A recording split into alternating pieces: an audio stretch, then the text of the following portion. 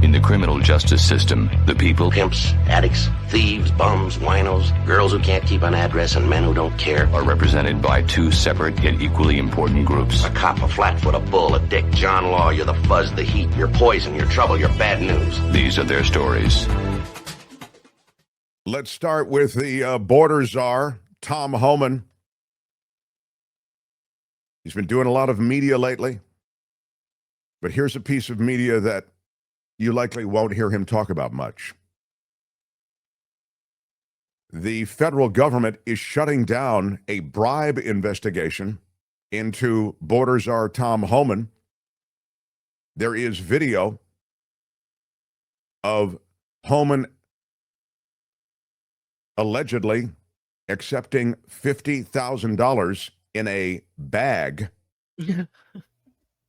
I think it was a kava bag. The whole thing happened in a kava restaurant. From FBI agents who were posing as business executives who wanted government contracts. It was a criminal bribery investigation into border czar Tom Homan. The Justice Department is now dropping it. He was very much wrapped up in what was likely an investigation that involved other people as well. But the video of him taking the $50K in cash is pretty damning. In his defense, when I get my money in cash, I like it in a bag as well. Brown bag is preferred. Yes, true. Yeah, and the kava bag is so nondescript, Yeah. Yeah. What did they say he was taking the money for?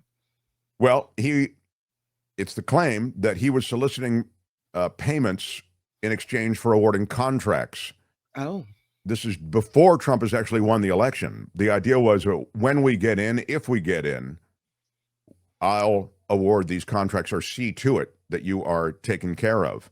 And for facilitating these future contracts related to border enforcement, he was getting the $50,000 in cash. I don't know what other money he got, but there is video of him getting that money. But it doesn't matter because the Justice Department is saying they found no credible evidence of any wrongdoing. And this is the continuing statement. Legal bag money then? The department's resources must remain focused on real threats to the American people, not baseless investigations. As a result, the investigation has been closed. I'll remind you that during the first Trump administration, I don't mean to take a late hit or be anti-Trump at all, but the wall contracts were awarded. One, I remember quite clearly, to a company that had no experience building walls whatsoever. They were huge donors to the Donald Trump election campaign, and their part of the wall was by far the most expensive part of the wall that was erected. That was in the last Trump administration. Meantime, and perhaps even more relevant to most Americans, the president is demanding that the Justice Department go after his adversaries in a big way. I mean, this is really something that should be, I can't wait to talk to Gary Dietrich about this. I think this should be another alarm bell on a level and at a level that may eclipse a lot of the other alarm bells. The word from the Washington Post is this.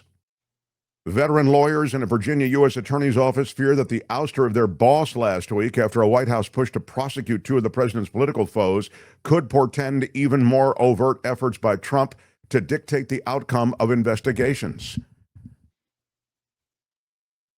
Other federal prosecutors in Maryland, Georgia, and Western Virginia who are handling politically sensitive probes may soon face similar pressure to fall in line. Trump said this, and he always says all of the stuff, for the most part, out loud. I just want people to act. They have to act. We have to act fast. He wants the Justice Department to go after the Adam Schiffs, the Letitia James of the world. Just in the past week, the president and members of his administration threatened to prosecute critics for what they described as hate speech. Of course, hate speech is not illegal under federal law. They floated the notion of charging Democratic donors and organizers under federal racketeering statutes. On Friday, they forced out Eric Siebert, the Trump-appointed U.S. attorney for the Eastern District of Virginia. He opted not to pursue indictments against Letitia James, I mentioned the former New York Attorney General. I think she's still Attorney General, right? And former FBI Director James Comey was another one who Trump wanted prosecuted, and the Siebert said there's not evidence here. I'm looking into it. There's no evidence that they've committed crimes. Now, any one of these events in previous administrations, as noted here in the Washington Post, could have spawned congressional investigation, probes by inspectors general, and widespread pushback from inside the Justice Department. That's an institution that since Watergate has prized itself on independence from direct White House pressure. But not anymore. Not anymore. Nope. Having personal vindictiveness steer prosecutions, you see that seeping down the ranks of the Justice Department.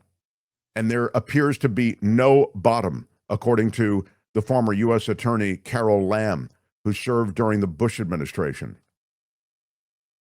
And again, Trump is asking for more. He's saying there is not enough, and it's not happening fast enough. This is a massive development.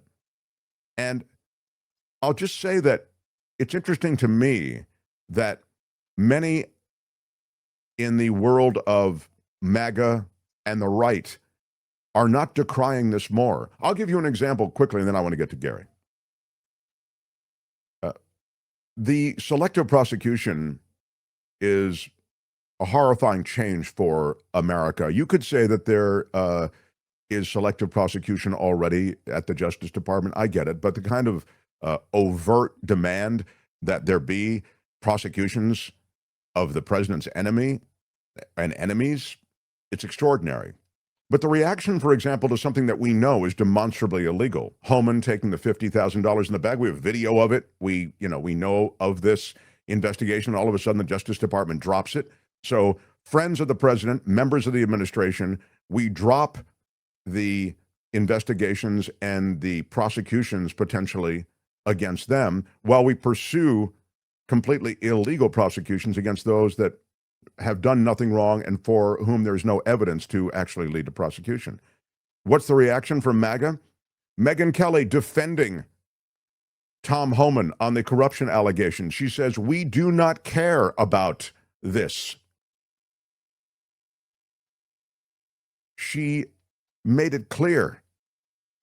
We do not care what Tom Homan did. She ended her long screed about America. She really feels like America's lost its way with this statement. So no, we don't care about what you say about Tom Homan. We do not trust you, the left. We only care about defeating you. And I think this really represents a lot of the disposition of people increasingly on the right. And I'm sorry to call out the right. Maybe Gary Dietrich, who always kind of recenters me, will say, no, it's from both sides. Okay. But I don't know if you would get this kind of reaction from left-wing. I mean, I get the left has its own issues, okay? But this is extraordinary. There's demonstrable illegality from an administration official, and the view is, no, but he's one of us, so let's give him a pass. I mean, it's corruption. It's open bribery. Doesn't this fall into another category?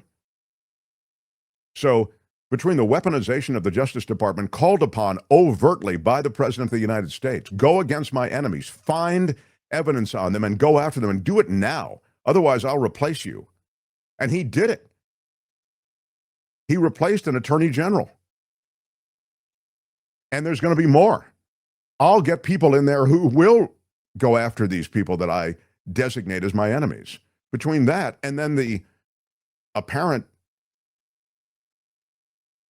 looking the other way and dropping the Justice Department investigation against open corruption, we're in a really, really scary place.